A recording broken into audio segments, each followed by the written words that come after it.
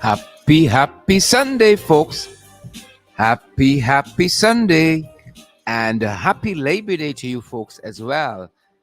Beatrice Selby, happy Sunday, happy Labor Day. Siobhan McDonald, happy Sunday, happy Labor Day. Drop a comment, we give you a shout out. You know, that's how we roll in these parts. Good to have you folks here. Today we're talking about the Isseneru village, and the leaders say that their rights violations intensified. Yep, that's what they're saying. Their rights violations intensified. Yep. We're gonna be talking a little about that. The Isseneru village is an indigenous community. And we're gonna be talking a little bit about the judgment, a recent judgment, guys. A recent judgment that was handed down by international, the Inter-American Commission on Human Rights, the international body, the Inter-American Commission on Human Rights. We're going to be talking about that judgment that was handed down. The government has been found guilty of human rights violation in the Isseneru village. And we'll be talking a little bit about that. Kevin Joe, happy Sunday, happy Labor Day. And Kwasi Griffith, happy Sunday, happy Labor Day, happy lazy day, some of us. Oh, that's so I did. Good to see you there. So happy that you guys are here. Got a couple of things to share with you. And then I'm going to get out of here so you can get on with your Sunday. And I hope you guys are off to a running start today. Hope today you are using this time to be gentle with yourselves, to smell the air outside, walk in the grass for a little bit. Amid the chores you have to do nonetheless. Amid the chores. Folks, it's a new month. Believe it or not, it's the first day of May. Happy Labor Day again to each and every one of you, Mark Williams and Marlon King. Happy May, happy Labor Day to each and every one of you. Happy Sunday as well. Very, very happy that you guys are here with us. Extremely happy that you folks are here with us. Happy Sunday. Do let us know what's for lunch today. How has the day started? How is the weather at your end? We ain't gonna complain. Weather's good here. We ain't gonna complain. But folks, we're not gonna complain. How is the weather where you are and what's for lunch? Do let us know that, guys. Please and thank you. Let us know what's for lunch at your end. Y'all know we fast. Right? Y'all know we fast. Don't let me pretend. Y'all know how we stay. We fast. So happy Labor Day, folks. Happy Labor Day. We gotta treat our workers right. We gotta treat them better. And I know for large swaths of our labor force, it ain't gonna be a happy Labor Day. For large segments of our labor force, it ain't gonna be a happy Labor Day at all. But we gotta make the best of it. We gotta make the best of it, folks. We're certainly gonna make the best of it.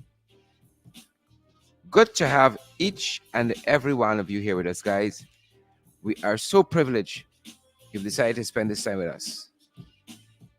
We are so privileged that you guys have decided to spend this time here with us. Good to have you folks. I see the mother and daughter pageant is back and is set for May 27th. The mother and daughter pageant. Right? It's a mother and daughter pageant 29. It is back, folks, and it's set for May 7th. And there got some good looking people in this world. I'm looking at some of the photographs here. You got 1, 2 good looking people in this world, man. Yep. And I wish these guys the best. I wish these guys nothing but the very best.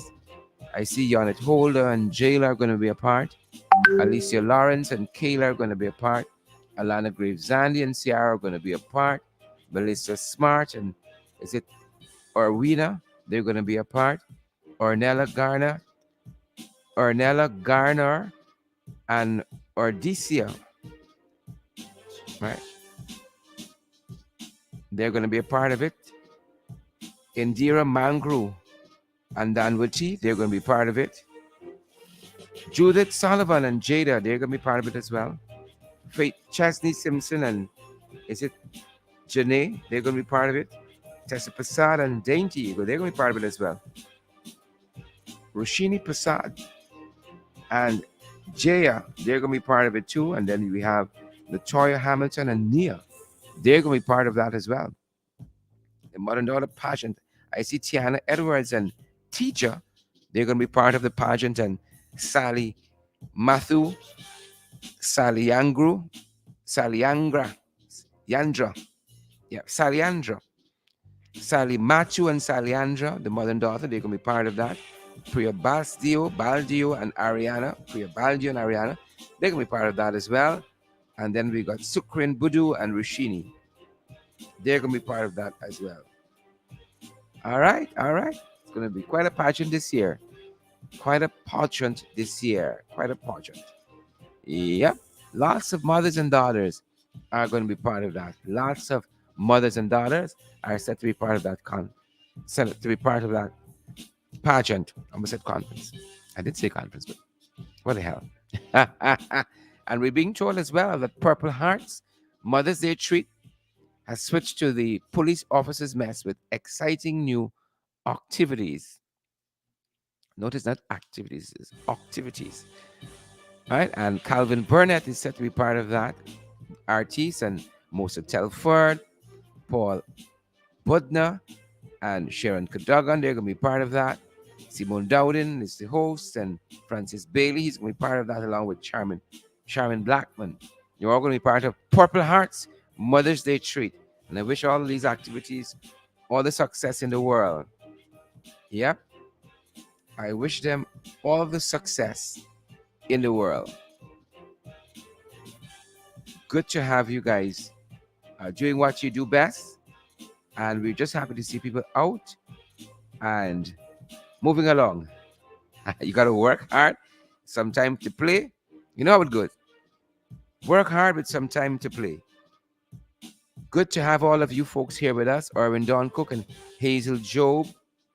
All you lovely, beautiful people. Good to have you folks here with us. And, you know, I was talking about Mosa Telford being part of this activity that's happening, the Mother's Day treat that's happening. And I was reading Mosa's column in Starbuck News today. And Bosa and I have some similar comments on this bird, people. The Jumbie bird. We got some similar comments. Of course, Bosa didn't call it Jumbie bird. Put it all on me. She didn't call it Jumbie bird. So Mosa is part of this, as I said. I'm trying to find back the notation. It's part of this Purple Hearts Mother's Day treat, which has switched to the police officers' mess with exciting new activities, according to the report that we have here.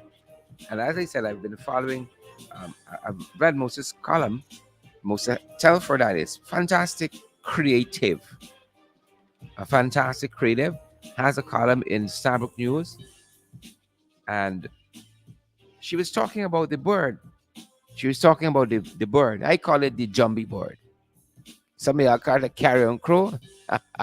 Some people call it a scarecrow. And before we head into our topic, just touching on some other issues very quickly.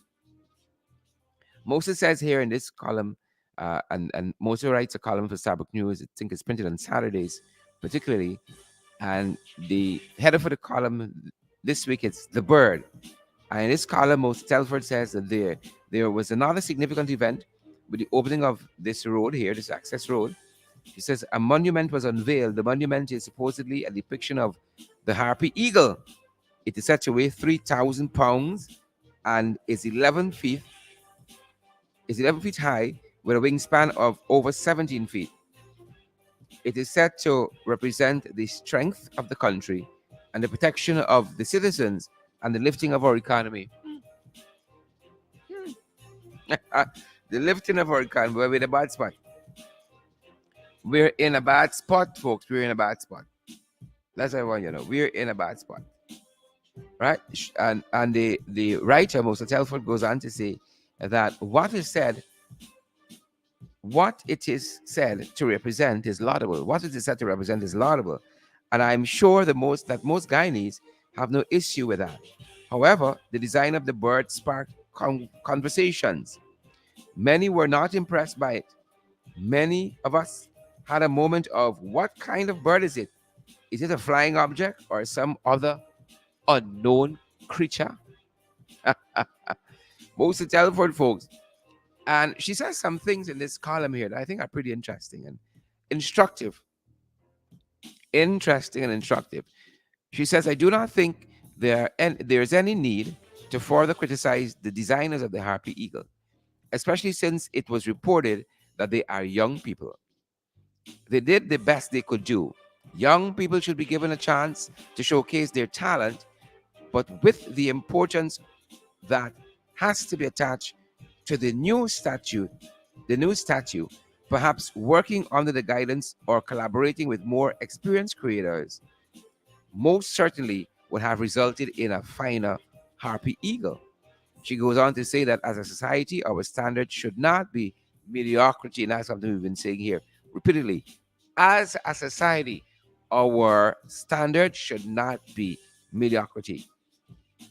Before we exercise poor work, we would be better off building capacity so that the result would always be one of excellence, especially when the work is meant to represent the collective. And finally, I want to read most in this column. Title of the column is "Think on That." That's the name of the column by Mosa Telford, and the header for this week is "The Bird." In this column, she says that there are many lessons that we can learn from this controversy. What do we do when we are granted an opportunity, but the task is too overwhelming for us? Shouldn't we assign the task to those who possess the skills? Unfortunately, when money is involved and the opportunities are scarce, it can be a dog eat dog world. Whether it is the design and the construction of a bird, or a contractor who might have built 5 schools who bids to build a new one, and the contract is instead awarded to a group of music producers who have never lifted a hammer. This is the Guyana that we currently live in. Yep, this is the Guyana we currently live in. And folks, you know what? You know what? We cannot operate in a silo. We cannot operate as islands any longer. Right? You remember David Ruther's famous theme song for the WI, Rally Round the West Indies? He said, in a divided world, they don't need islands no more. And I think lots of what Moses said there is so profound that we have to learn to work together. That when something is more than you, don't be afraid to call for help. Don't be afraid to call for help. Very, very instructive. Candida leaned in the street, said she had lunch already. Very instructive words from Moses Telford, writing for Starbuck News. I think that column is published in Saturday Starbuck News.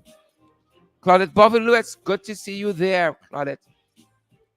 Deborah Clark, good to see you as well. And Patricia Kissoon, great to see you, Patricia Kissoon. I see Odessa Ward Dean is here as well, and Melanda McKenzie is here too. Good to see you, ladies. Pace and power on this Sunday. Pace and power. Good to have all of you here. And guys, I want to pick up a little bit on this story I started telling you guys yesterday. And the broader theme was how we got to really and truly calm down on this pandemic that is domestic violence. We got to calm down on this pandemic that is abuse and gender-based violence. We got to calm down on it. And I was telling you of this couple from Kilcoy Chesney quarantine. The husband murdered his ex-wife. Right, the husband, Avi Mamnen, he murdered his ex-wife, Avi Mamnen Passad. Right. His wife is Wemati Prasad, Wemati, sorry, Parmal. Avimamnem Parmal and Wemati Parmal. And they have been divorced for about 2 years now. And according to what the son said, talking to Starbuck News, and the son is a famed cricketer Veerasamy Parmal. That's your son, cricketer Veerasamy Parmal. And they have been separated for about 2 years. And the mother has been seeing someone new for about 9 months now. For about 9 months now, according to the reports. And the story is told that he apparently was outside her bedroom window for whatever reason. The father, Avimemnem, and overheard her talking on the phone. She's talking on the phone with her, with Bay. It's not he she's talking to. She's talking to B, right? And he got upset. What were they discussing? According to the report, on April 21, around 18:30 hours, he was in the yard close to the woman's bedroom when he heard her talking on her cellular phone. He claimed that he heard the woman asking the person on the phone, "You want me on top, or you want to be on top of me?" As a result, he said, right? As a result, he said he confronted the woman in the bedroom and they began to argue. And all went downhill from there, apparently. Right? That's how it went. And one of the things that I saw in the report is that all the neighbors say, "Oh, we never suspected it." They were such a quiet couple. And when we didn't see her for a couple of days, we didn't think anything of it because she's not usually outside. But a very, very troubling story. And our thoughts and our prayers are with cricketer Veerasamy Parmal. Very, very troubling story. Right? The man says that in a panic, he told investigators that he cuffed the woman repeatedly about her body and choked her. She then fell on the floor and he noticed blood about her body and she was motionless. In a panic, the man claimed that he wrapped the woman in a bed sheet and left it on the floor, after which he walked over to the empty property in the street, the empty lot in the street, where he dug a grave. He then returned home, from where he then dragged the woman's body to the hole and placed it inside, after which he covered it with dirt. Right? Avimanan then returned home and went about his business, claiming to have no idea where the woman was when asked. Meanwhile, Veerasamy, this is the cricketer, and several other relatives yesterday told Starbuck News that they could not speak with the media at this time given the situation. However, neighbors described the couple as quiet. Right?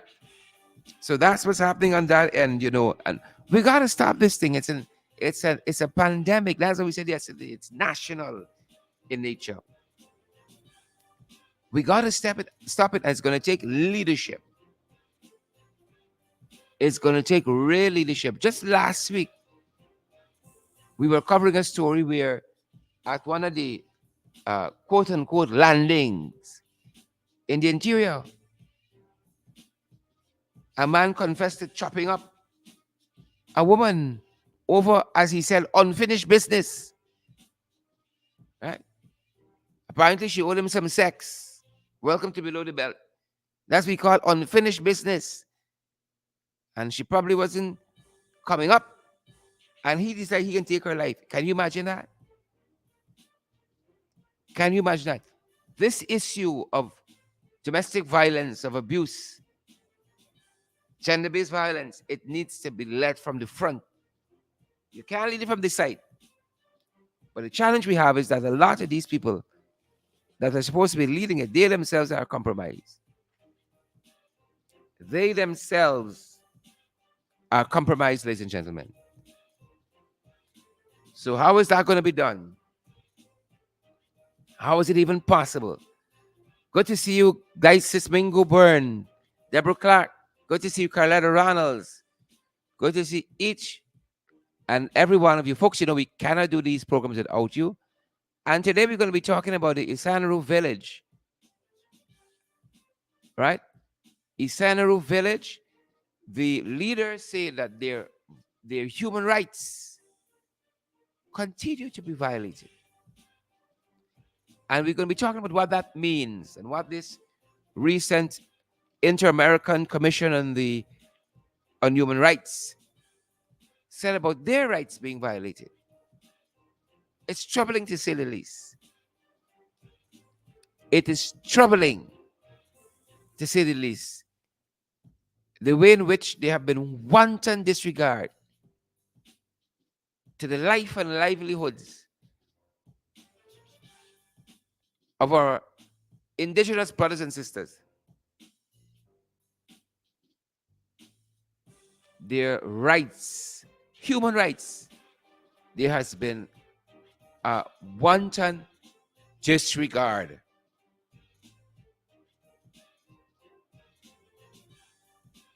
Yep. I mean, we're covering some of that, folks. But do let us know what the weather is where you are. Karen Clark and Hazel Johnson and Singh. Good to see you, Joan Williams. Good to see you, Shonda Moses. Claire Capel. Good to see each and every one of you, beautiful, fantastic folks. Good to see you, folks. Welcome to Below the Belt. Folks, I don't think there's anybody. And feel free, let me let you know, feel free if you want to drop a quick voice note to us on the subject matter. Folks, not too long, and one of them. Right? If you have a strong opinion on this or any other matter occupying our attention, feel free to drop a voice note in it. Right? Tomorrow, it's a holiday. We're going to be taking the day off. FYI. We're going to be taking the day off tomorrow. So maybe we can hear a couple of you guys now. As we're talking about the Isseneru village, their human rights violations there. And it's actually very, very chilling. Very, very chilling. Some of what is being reported here. Very, very chilling. As I said to you guys, the Inter-American Commission on Human Rights, the IACHR, has pronounced on a case that went before the commission recently. Well, not recently. This is since 2013. Right? Sometimes justice takes a long time. Sometimes, and we have the resolve that the moral arc of the universe is long, but it bends towards justice. We have that encouragement. We have that charge.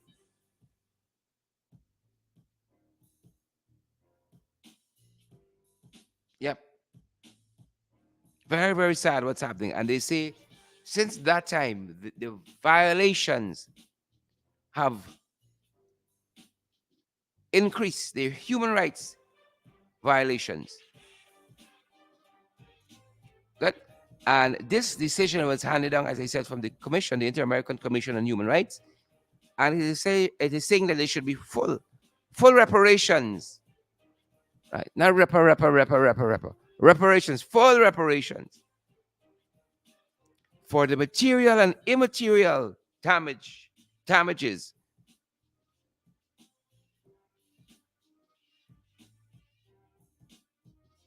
Mm-hmm. Yep. There must be full reparations for material and immaterial damages that the people there suffered. That the people there suffered on account of the violation of their human rights. And, you know, some of the village leaders, past and present, we're advised, had a press conference just yesterday in the city. And some of what they said is so startling.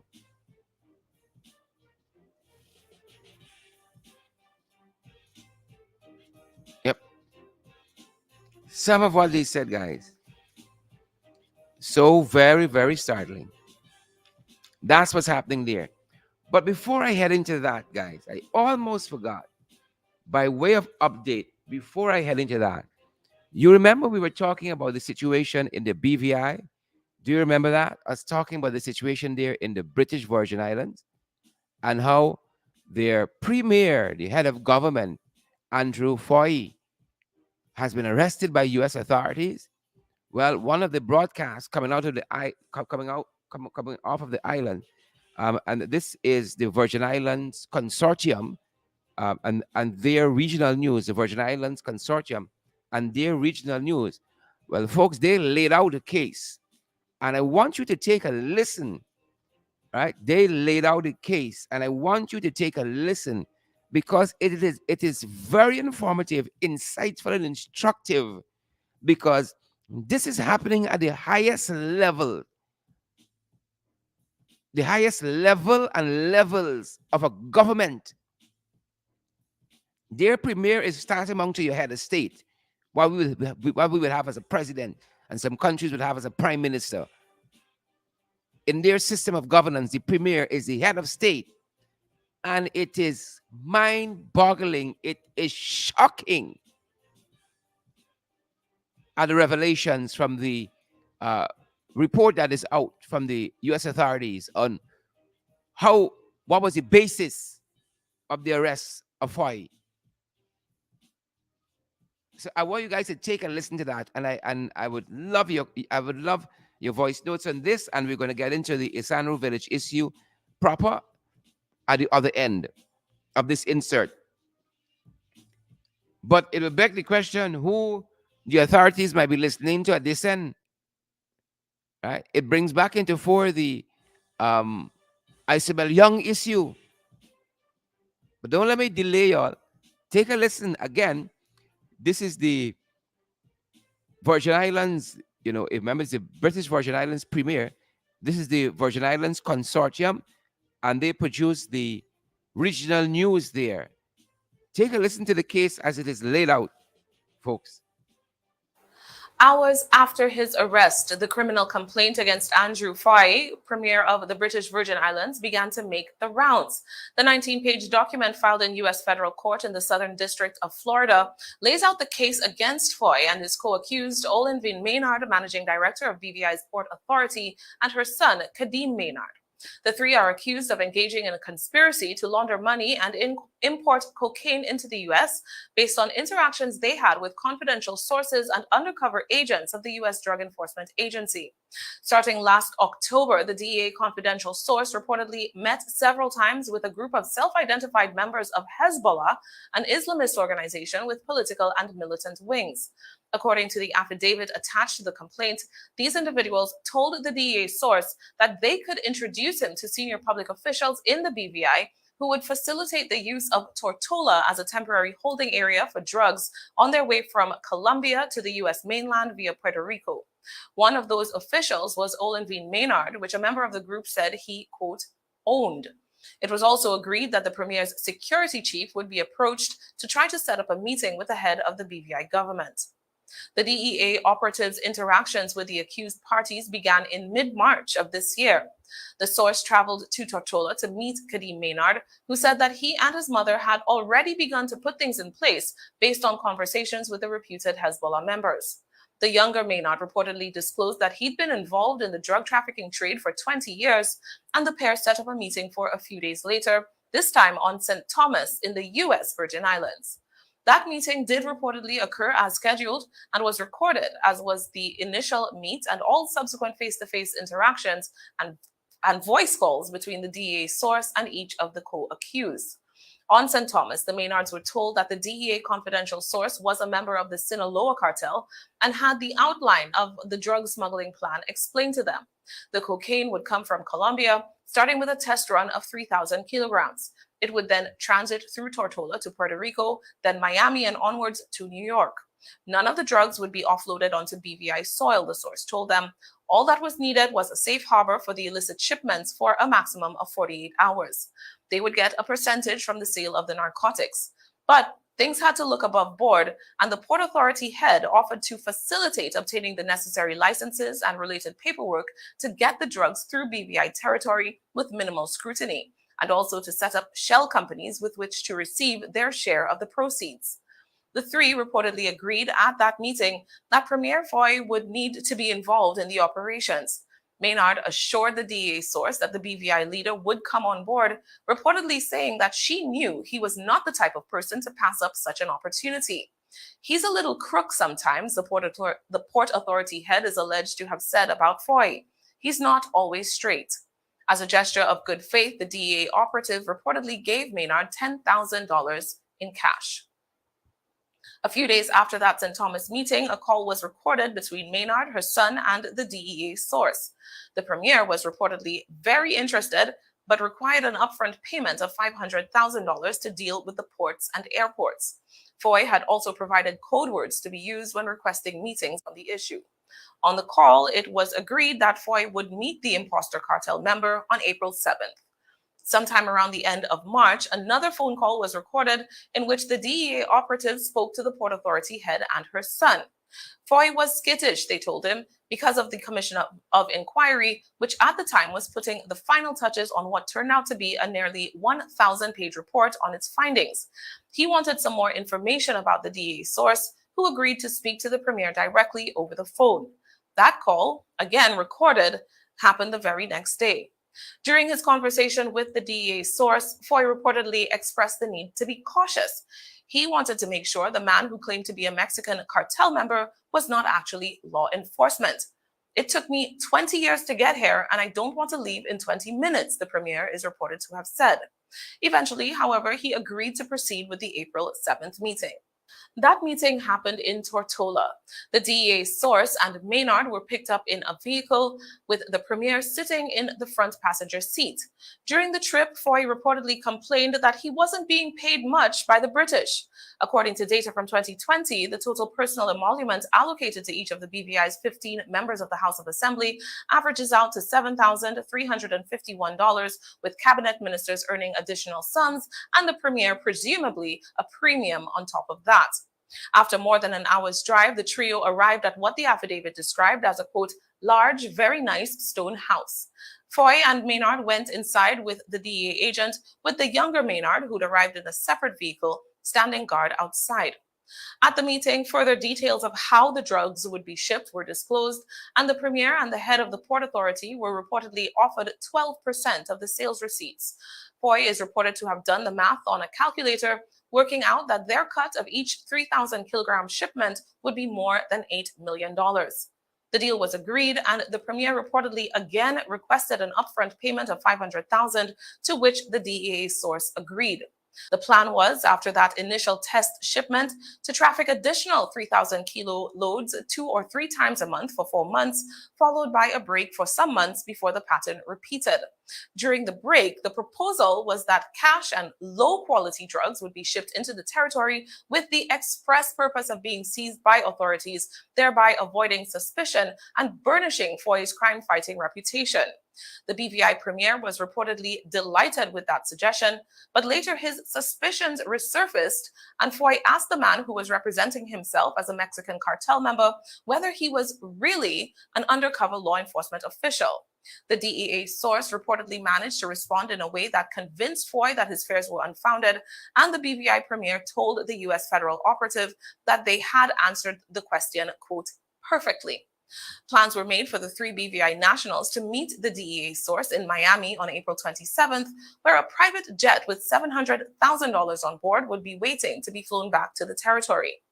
When that meeting concluded, the BVI premier was reportedly handed $20,000 in cash to seal the deal, but reportedly asked for a further $83,000, which he said was to pay off a debt to someone in Senegal who had helped him fix some political issues. The DEA source agreed, and that transaction was scheduled for May 2nd in St. Martin.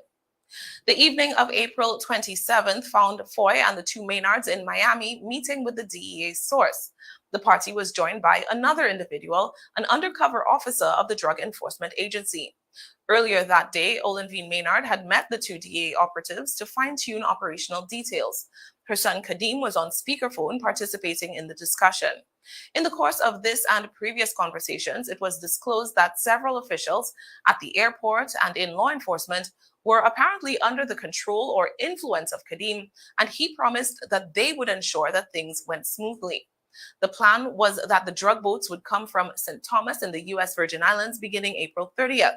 They would spend the night in BVI waters, but outside the port, where Maynard said she could see them from her office. The premier reportedly began the evening meeting by asking the Maynards to leave, followed by requesting the DEA source to lead him and the undercover officer in prayer. That spiritual ritual dispensed with, Foy again began to press the DEA source about the $83,000 for the Senegalese man. The DEA source asked the premier about the commission of inquiry and whether that would present itself as an obstacle, and also about an unnamed government official who apparently had the potential to cause problems.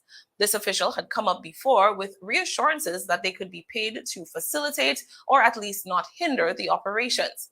The person referred to in the affidavit as Government Official 1 was said to be good friends with the premier, as well as with a well-known drug trafficker on the island.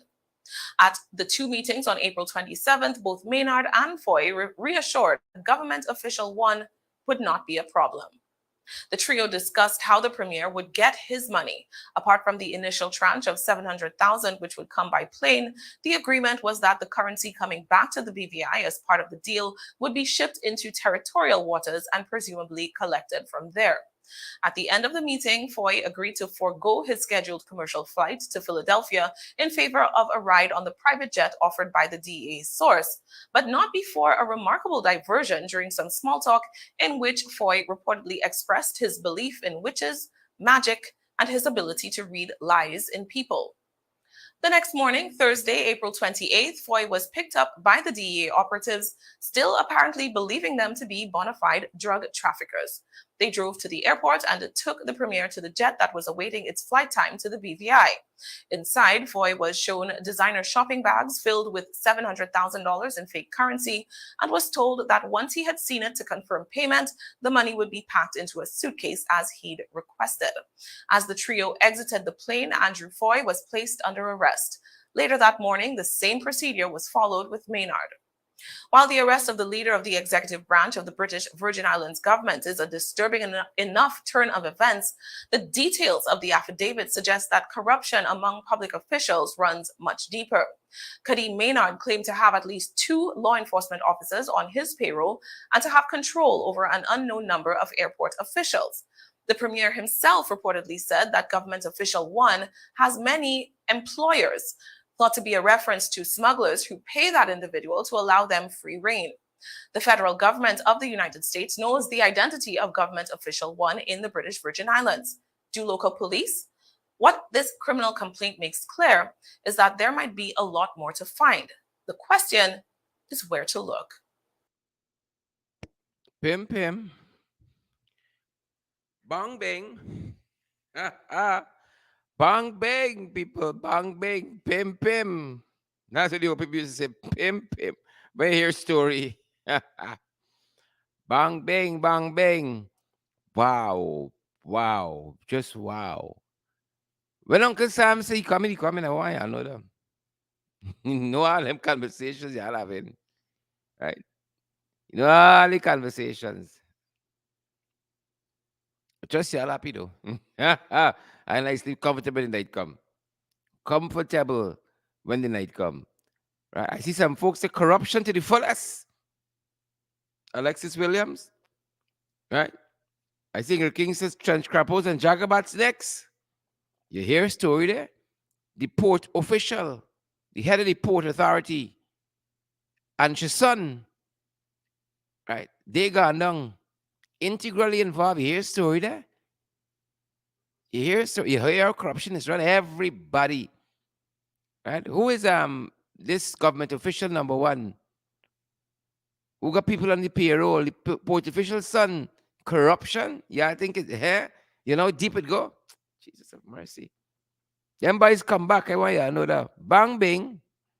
Glycis Mingo Burn. Cheryl Mulrain. Bang bing. Bang ping. Story tetanus in the BVI. Story tetanus in the BVI, people. It tetanus. Folks, I'm having a little, what do you call this? It's slapping my tongue. It tetanus. It tetanus. Can't put it any other way. Morbi. I'm having some Morbi. Took me a little while there.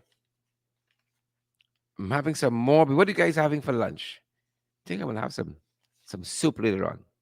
Some soup. Morbi and soup. BVI tetanus. You need some Morbi to carry down the story here with BVI. There she's smart.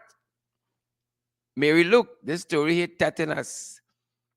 Glycis Mingo and Singh, Donna Liverpool, Gwenna Jones, Colleen and Lois McKenzie, tetanus. Right? And so also is this story concerning the Isseneru group. Right? Isseneru, the Isseneru group. I think my pronunciation is always a little off. Well, the name of this village. The Isseneru group and the human rights violations. Right? You see, Foy? Oh, he looking clean, man. Dapper. But corrupt. You heard that phrase? Oh, I took me 20 years to get to here. I want to spend 2 hours. Well, you spend 2 hours, my brother. Stay on the right side of the law. Parents always said us, stay on the right side of the law. Right? You know they're going down for a little while. A good 15, 20 years, I want to know that. I'm interested to know who's the other people. You can hear about a number of arrests, perhaps. A number of arrests. Other arrests, that is. So at this press conference yesterday with the Isseneru people, some former village leaders and some current ones, the Isseneru, their Tushao, Janez Larson, he had some very strong words. He had some very strong words, guys. And I want to share some of that with you because it gives you an insight how we as a people, we have been so beaten and downtrodden. We have been so beaten and downtrodden in this country that were it not for the Lord on our side, but for the grace of God, go we. Here's some of the things that came out in this press conference yesterday. Remember, this international organization, the Inter-American Commission on Human Rights, I could imagine their thoughts on this because they didn't believe the IRI report, poll results, the integrity. They probably don't believe in the integrity of this body neither. Anything that's not in their favor, the PPP, that's what we're talking about. They certainly got problems with. But here what happened here. In this report, in this judgment, the International American Commission, its decision that was handed down makes clear that there was a lack of legal representation for indigenous people's rights. There was a lack of legal representation. And remember, this matter has been before this body for adjudication since in 2013, in that iteration of the PPP government, because of their transgressions on the Isseneru people's rights, of which they say predominantly this village has predominantly Akaweos. So it says here, there has been insufficient, there've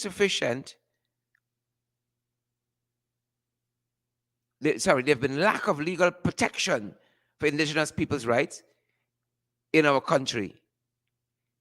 Right? It says that our judicial remedies for rights violations are deficient and that the government actions have been racially discriminatory against indigenous people. This is the report, This is the report saying that we have a racist government in the PPP. So there's not pretense anymore. There's not conjecture. This is the Inter-American Commission on Human Rights. They're saying where the PPP's treatment of the indigenous people are concerned, that their actions have been racially discriminatory against indigenous people. Y'all hearing this? Racially discriminatory against indigenous people, and it called on the government to correct its course. You know, it is strange because the same PP government that in 2013 were trampling on the rights of our indigenous brothers and sisters is the same PPP government. And even before this report, you and I have been talking about some indigenous villages here that have been feeling the brunt of the PPP's discrimination, neglect, you name it. Folks, wherever you're listening to us from, be honest with me, Michael Reed, and Patricia Kissoon, and Diane Yearwood, and Terrence Hodge, and Mary Luke, and all the other folks. Haven't we been talking about a place called Wiki Kalkuni and the corruption of their Tushao and the people wanting rid of them? And we've been talking how government officials went up there after our broadcast, after we publicized this story, and share out money and ask people to be quiet and give you another chance. Haven't we been talking about Wiki Kalkuni here? Huh? This is 2022, 2022. And it's the same PPP. Have we been talking about Hururu?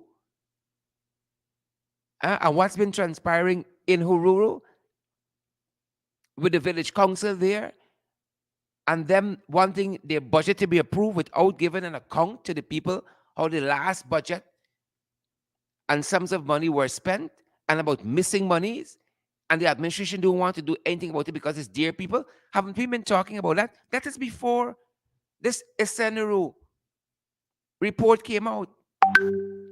We've been talking about Wiki Kalkuni. We've been talking about Hururu. And we actually had a member of the community from Little Kanubali. Again, mismanagement under the two shows. Monies can be accounted for. The people there feel neglected by the administration, like nothing is being done to further their lives and existence. And those are just a couple. So you all know we're on the up and up. And it's not only us. Starbuck News and other news agencies, Worth the Salt, have been covering these issues. In particular, Wiki Kalkuni. Right? Because a petition was actually put forward to the minister, and she's been ignoring it for the longest while, to recall the Tushao. Hururu, Little Kanubali, which is in Santa Cruz, Region 1. These people have such a lovely, elegant, simple way of life. And all they're asking for is their concerns to be met. Right? They're not asking for stadium, airport, sugar factory. Right? They're not asking for a mechanic shop, 4-lane highway, and definitely they're not asking for no jumbie board.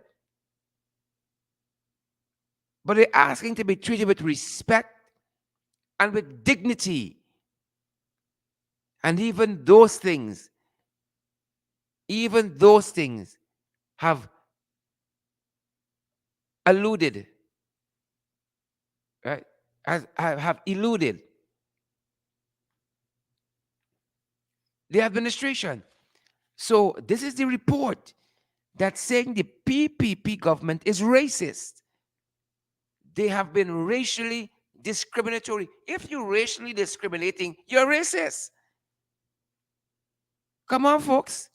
If you are racially discriminatory, you're not a doctor or a pilot, you're a racist. Let's sip this little more before it get hot. Sip this little more, and wet my beak. They're discriminatory and they're racist. But you hear the best part yet, right? You don't hear the best part yet. Racist and discriminatory. And we got to fix that, right? We got to fix that,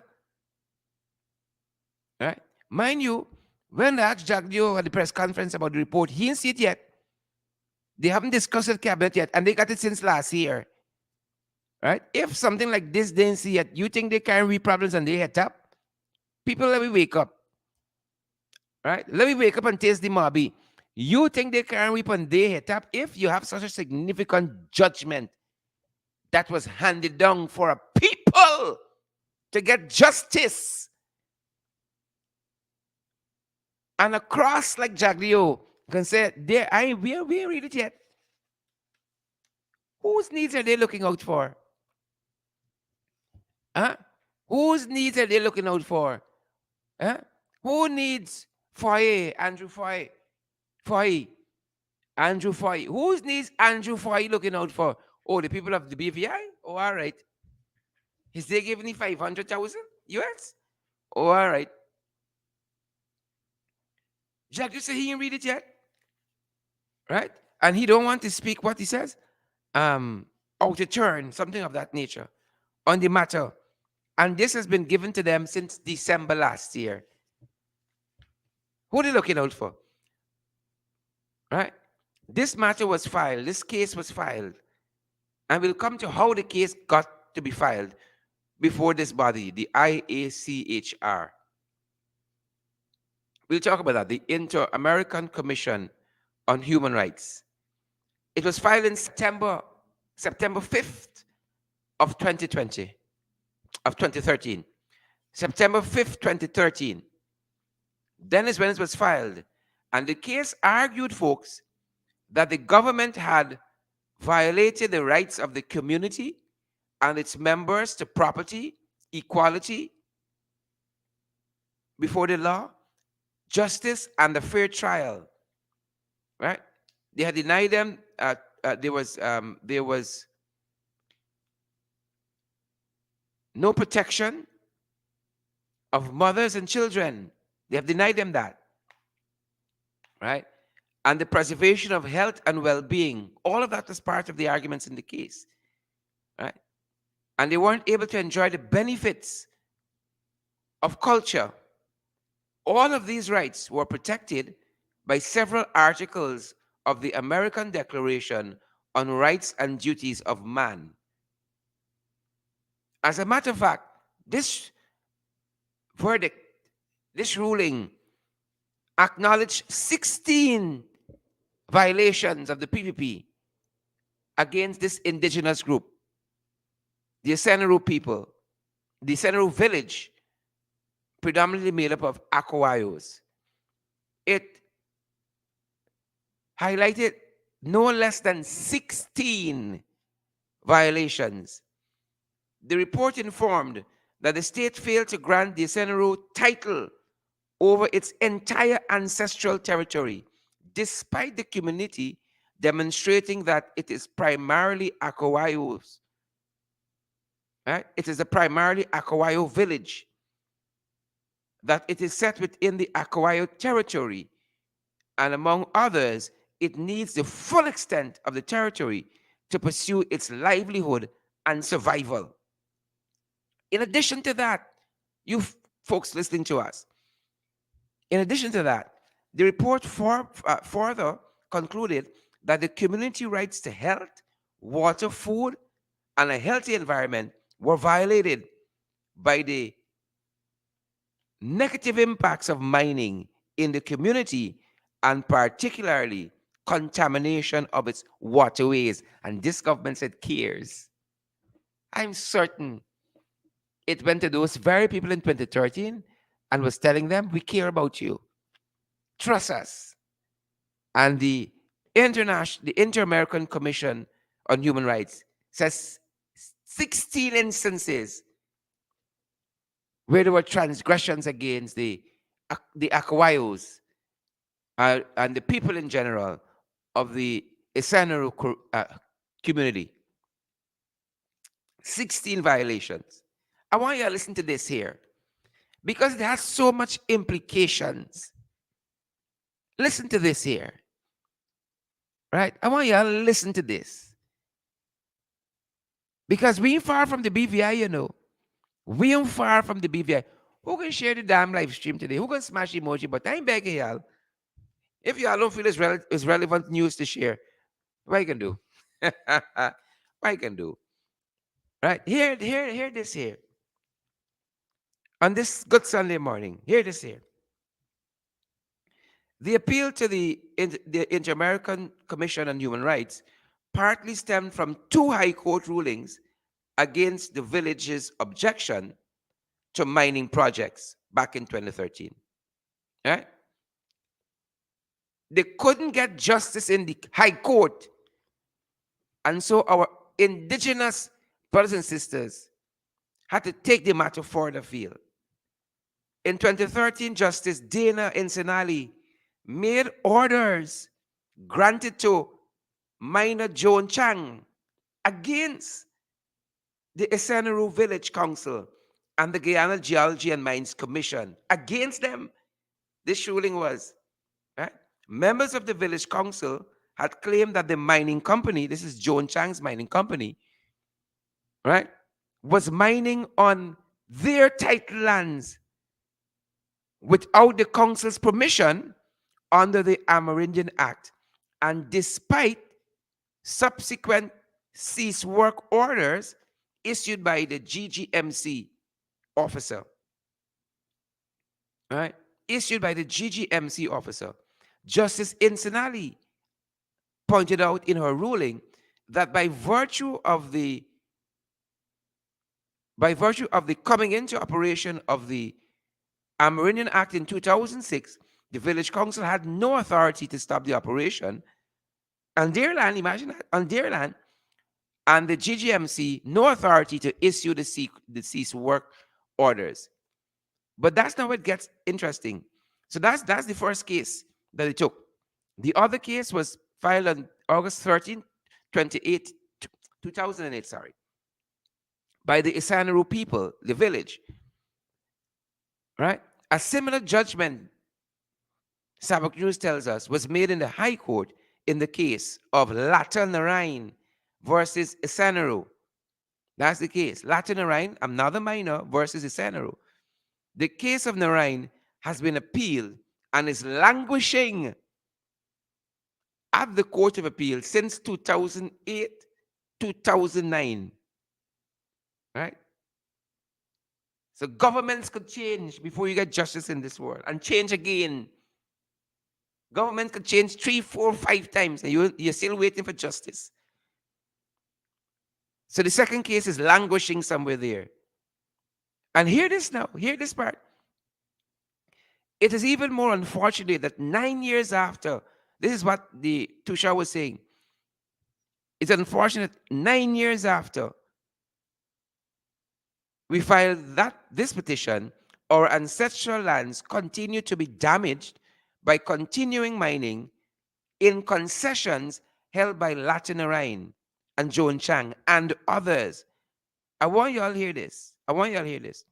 Dwight Larson, which is the secretary to this body, Dwight Larson, he related, listen to this carefully now, right? Listen to this. He related that 25% of Isseneru's land is being mined by Latta Narain. Can you imagine holding property that people squatting on? 25% of monies, of mineral wealth that should be going to our indigenous brothers and sisters, other people squatting on. 25% of the land, their ancestral land, right, being squatted on by others. And the Inter-American Commission on Human Rights is now saying that that is part of their human rights violations. Right? And a local court said that they couldn't stop.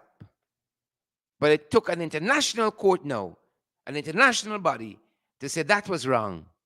That's what basically said. That decision was inconsistent. with these ancestral lands belonging to the Isseneru village, right? Can you imagine people for years, right, taking 25%, sitting on 25% of what belongs to you? How much money these people have made off of these indigenous people lands, and not 1 cent have gone to our indigenous brothers and sisters. Huh? Not 1 blind cent. And it's the same thing to do with the oil and gas. That's why I want y'all know. The same thing to do with the oil and gas. Hear this. Hear this. Y'all think that's bad? Hear this. Hear this here. Right? Mr. Larson added, remember he's part of the village leaders there, past and present. Mr. Larson added that over 100 mining concessions are within the Isseneru titled and ancestral lands. Right?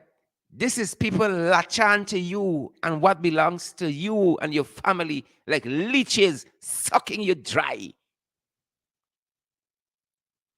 Right? This is you being wealthy. This is you being filthy rich.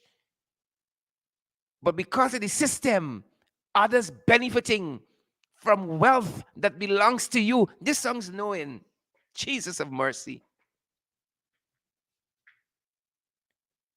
Allah help us if you're out there. Muhammad, if you be real, help we. So one person got 25% of the lands belonging to these people, mining it, digging it out day and night, digging out the mineral wealth. Right? And another set got over 100 mining concessions are within the Isseneru titled and ancestral lands. People, we are filthy rich. That's why I want y'all drought from it. We are, as a people, we are filthy, stinking rich. Right? But them boys don't want we know. And they would have us to believe that what is ours is really theirs. Why only now we hear about this judgment? Right? If we love the people, if we serve the people like Andrew Foy serving the BVI, why we didn't want people to see the judgment? Why it took the document being leaked for us to know what the Inter-American Commission on Human Rights said in this matter and the judgment that was handed down? We in May, January, February, March, April, May, 5 months in the new year. And the vice president was asked, and he said, we didn't read it yet. We never look at it yet. And you tell me these people important to you? And you want to tell me you love our Amerindian brothers and sisters, our indigenous brothers and sisters? This way you want to come wrong me funny and tell me? Huh? And people living like leeches on their property, digging out what belongs to them, carrying it away, making millions and billions of dollars off of it. Buying helicopter and plane and all manner of nonsense, showboating. Any ever Amerindian brothers and sisters own a Mercedes Benz or a Toyota? People are making billions of dollars off of our Amerindian brothers and sisters, our indigenous brothers and sisters. But it's not only them they're making billions off, because they're making billions off of we bucks now. Because the oil wealth belongs to all of us. And a man standing up at a damn outreach begging for NIS money when we are multi-billionaires. But we don't even know what we're eating tomorrow. We don't even know we're packing it. We're sharing lunch kit tomorrow, and we are multi-billionaires. But them boys lack off what is rightfully ours. And when a court says it is ours, they don't even want to show the judgment. And if you read one of these stories,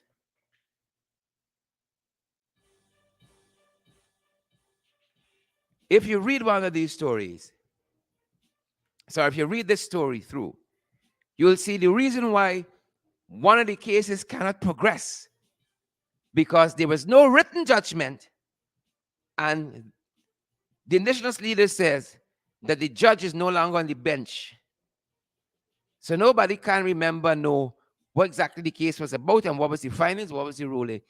What kind of country we living in? You and I are wealthy people. We are wealthy. We got a small population, but we big in resources. We got manganese, gold, diamond, you name it. Sugar, bauxite, timber, rum, you name it. Plus we got oil and the gas derived there from that drilling. We are a filthy nation, filthy rich nation. But we hungry. We don't even know how we see in Wednesday. Right? Today's Labor Day, and you got some workers don't even know how they're going to work Tuesday. Right? Just get a salary and all gone in bills, and you still owe people. But y'all can tell me this Labor Day. That's what I want to know. What the hell y'all can tell me this Labor Day? Huh? When y'all raping us, raping this country, what the hell y'all can tell us this Labor Day? Y'all want no struggle? This is struggle. This is struggle.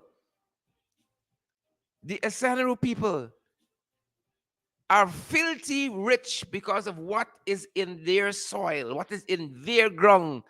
And God, they can't even get it out because of the obstacles being put in their way. Right? Can't even get it out because of the obstacles that are being put in their way. So this is what we're faced with today. Hear what Mr. Larson went on to say, Dwight Larson.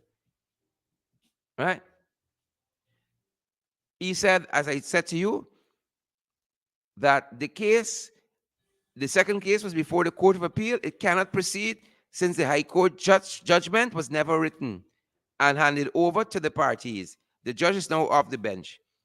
As we are aware, our case is still at the Court of Appeal. It is languishing there for many years now. One of the reasons why we have filed this petition, why they went to this Inter-American Commission on Human Rights, while they went there, because of precisely that. That's what he says. One of the reasons why we have filed this petition, because some of these cases could not be remedied at the local level. Your own country and you can't get justice. That's what we really want to say.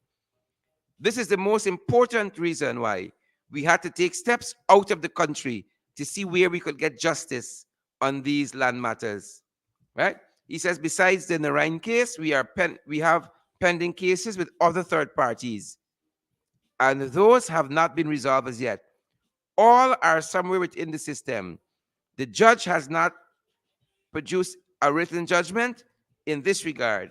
This is in relation to the Narayan case appeal. So there is that challenge for us to know what is happening in this case. You see that? Let me show you the whole judiciary. Let me show you the whole judiciary. Right? This is what's happening here. The people got their rights that is being trampled upon. Right? They give over, the government give over the rights to the minister for tell them who must come and mine on their land. And they ain't got no say. That is our situation, you know.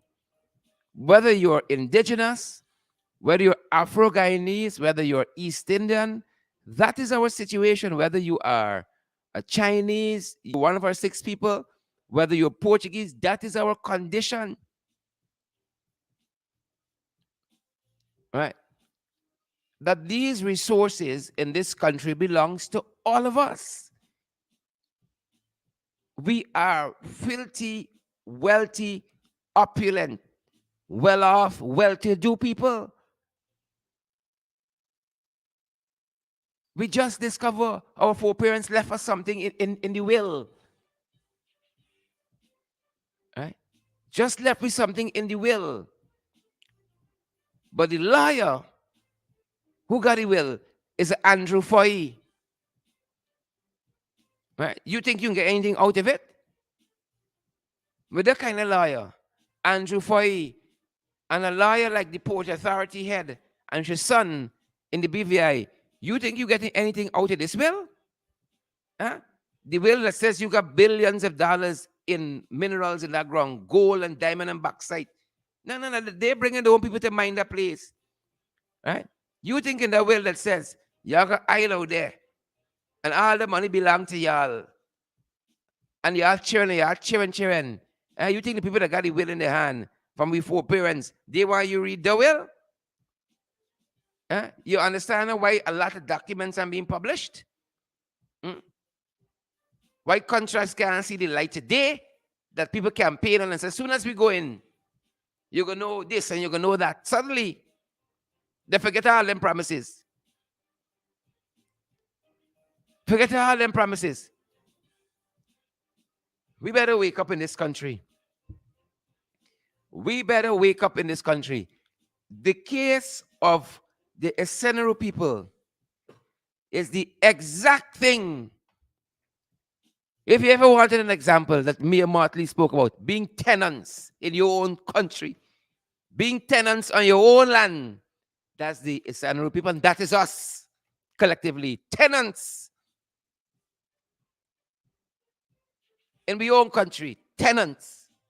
That is what it means. Right? The report is not me.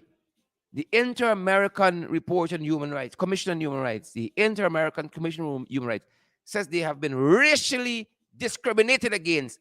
That makes the government racist. Right?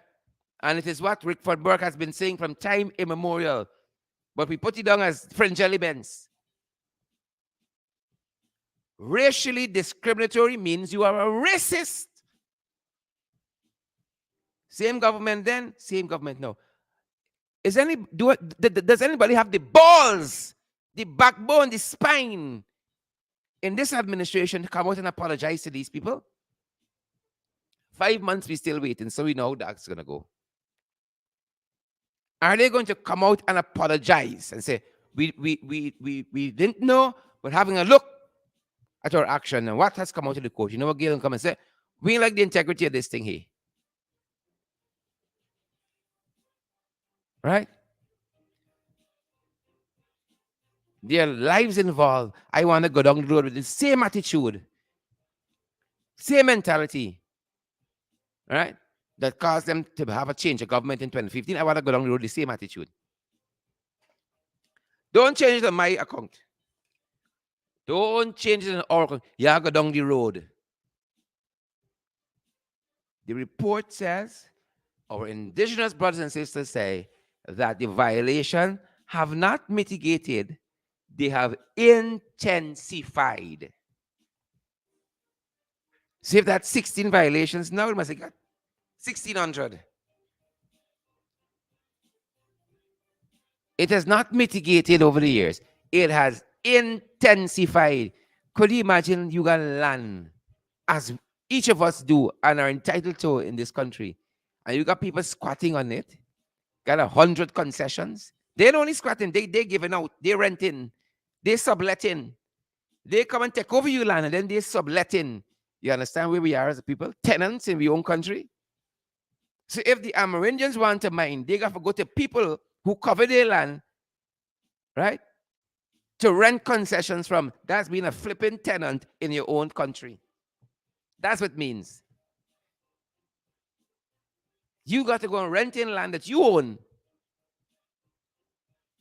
right? From people who just come and covet it.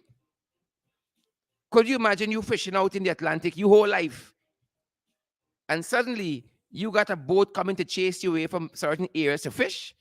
Suddenly,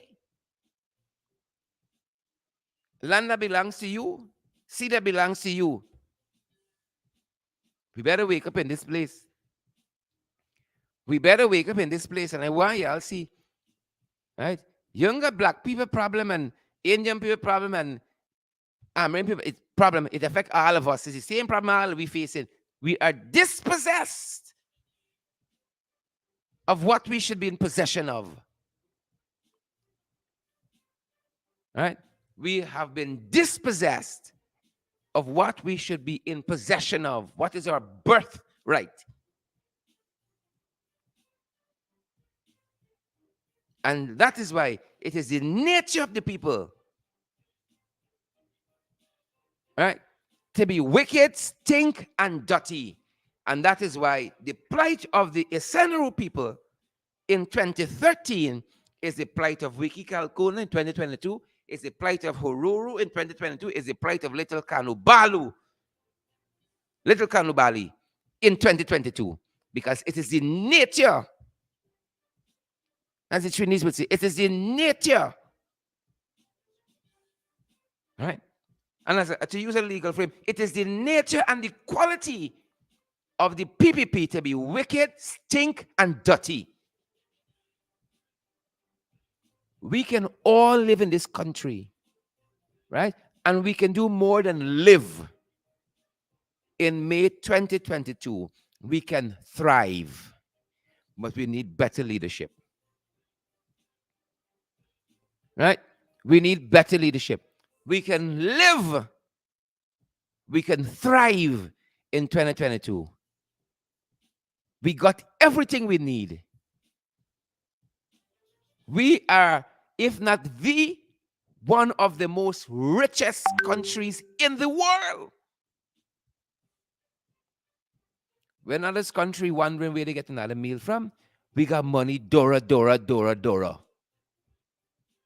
know what's the problem? Leadership. Leadership. They can tell us, NIS going down. So don't look forward to no increases. Right? You got the billions that you own that belongs to you, but don't look forward to no increase in salary.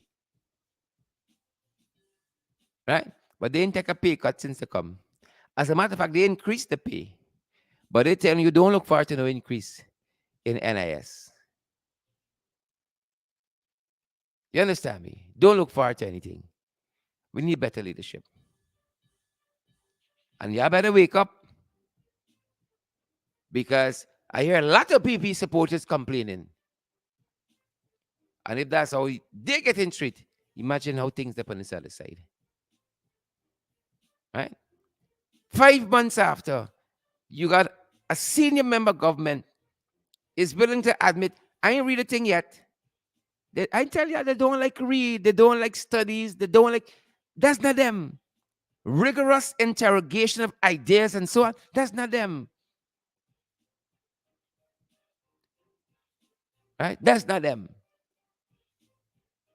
That should offend us. That a judgment was handed down. And the de facto president said, me read it yet. You know why? You are too busy BVIing us. Y'all are too busy foying us. Right? To look into our interests. That's what's the problem. That's the problem. That's our times today, folks. I think that's the time. Let me see if anybody sent us a voice note. Let me see if anybody sent us a voice note. That's with yeah, we gotta wake up, you know. We gotta wake up. Right? The Inter-American Commission on Human Rights says they were discriminatory practice, racially, this their words, discriminatory practices against the Isseneru people, and that qualifies as racism, folks. If you ever want a definition of it, there it is. Right. Racist. Racist. So when you say they're racist, now you can quote the Inter-American Commission on Human Rights. You actually have a source now. You actually have a source.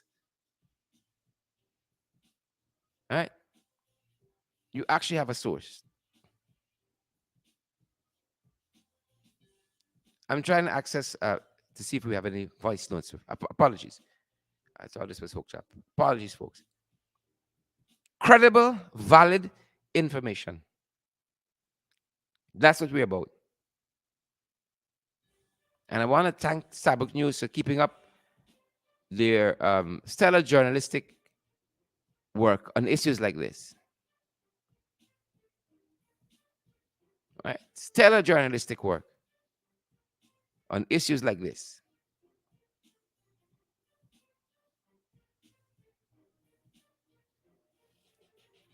Stellar journalistic work. Good to have so many of you on the live today. I know it's Sunday. Some of you probably just home from church. Susan Washington and Andrew Cuthbert, Alex Powell and Avril Abrams, Yolanda Murin, Jackie Beard and Wilma Grant, Magnell Barrow. Good to see you, Magnell. And all the other folks. Oh, WhatsApp is taking so long to sign in. Faye Charmley Brown, Candy, Nilene, Indrajit. Good to see you, Candy. And all the other folks who've joined us. Good afternoon, Sheridan listeners. After listening to that, um, listening to what happened, what I heard on the program just now, I will say that the relevant authorities were very meticulous. And I have somehow the impression that they were looking at this operation for a long time. They didn't just do it, it was something that was done meticulously. I wish for Guyana that such an operation would occur because we have a lot of persons in high places who it is alleged are compromised. And also, when we look at the news every day, we see what is happening. So we know that thing the regular, as you would say, or as Guyanese people would say. That's my take on what I just heard. But honestly, I wish something like that would happen in Guyana because every day what we see is a small man getting squeezed, but somebody has to be responsible for those drugs. For me, with that minister's niece that was um, who got held with the drugs, I think somebody at the airport was not informed, or else we would never have heard about that. It would have been swept under the carpet. Sherrod, I just want to underscore the importance of Guyanese realizing that until we come together as one, there will always be those atrocities. I don't know where the MP Schumann is because, as far as I know, he's supposed to be taking care of Amerindian affairs, and he is a failure. Taking care of his own affairs. Apparently, at least that is my impression, he always votes with the government. Yeah, he does. That minority opposition man that annoys the stuffings out of me because he's not doing what he's supposed to be doing, you know? And to think that he was half naked talking about democracy and all of that, and he can't even represent his own people. Yeah. I don't know why people still have him there because he's not a true representation of what an MP should be like. Yeah. Mhm. Thanks for coming through. Thanks for that. Yep, yep, yep. Well said. Well said. Well said. Well said. I think we have one more, and then we should be able to wrap up after their meetings. All right, we're gonna call it day. We're gonna call it a day there, folks. Thanks for joining us, each and every one of you. And I see Tamika Webster says that it's hot your feeling when I said church. Church. Some of you are now home from church. Yeah. Y'all decent. Y'all go to church. I go to church. It's good to the church.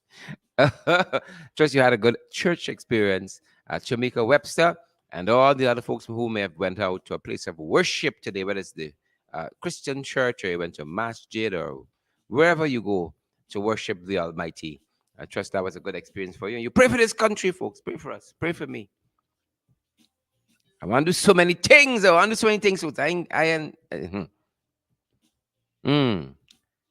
that's our time today, folks. The Isseneru village, that's been our discussion, and the leader saying that the rights violation, the human rights violations there have intensified. We've covered some of what's been going on in the BVI with Premier Andrew Foy and the Port Authority head and her son and all the others implicated there. What a time in that nation.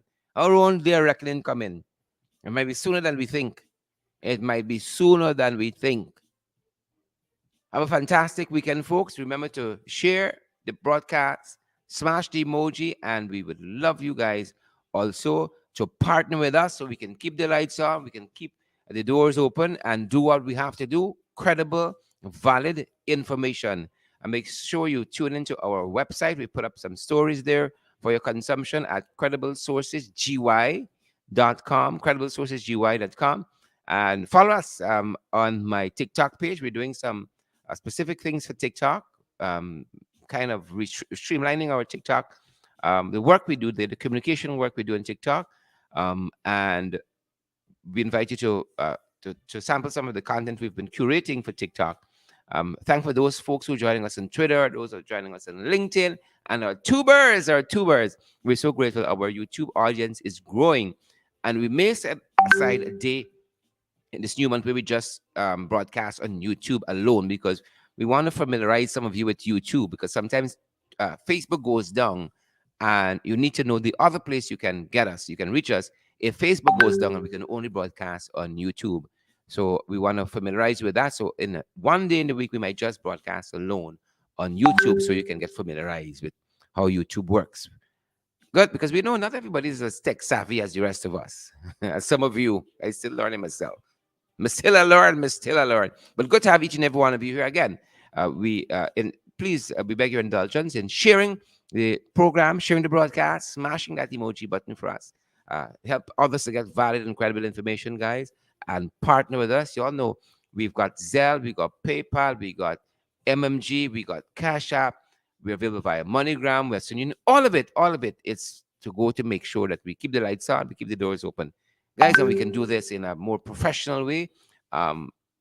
And we can also offset the expenses of the services that we accumulate to that we partner with to get all of this moving in a particular direction for you day after day, week after week, month after month.